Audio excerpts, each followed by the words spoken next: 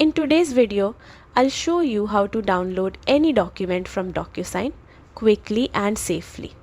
Don't forget to like and subscribe for more digital document tips. Start by opening your web browser and heading to the DocuSign website. Log into your account if you haven't already. Once logged in, click on the Agreements tab on the home page. Here you'll find all your signed documents and pending agreements in one place. Scroll through and click on the document you want to download. On the document summary page, look for the download icon, an arrow pointing downward. Click it and you'll see several options. You can download individual documents or, if you prefer, combine all PDFs into a single file. This is handy if your agreement has multiple related documents. For this tutorial, we'll combine all PDFs. After selecting this option, click Download.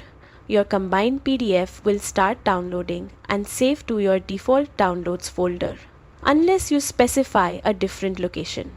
Make sure to note where it's saved so you can access it easily later. And that's it.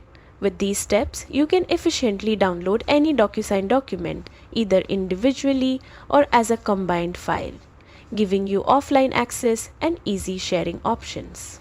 Thanks for watching. If you found this guide helpful, like, share and subscribe for more tips on managing your digital documents.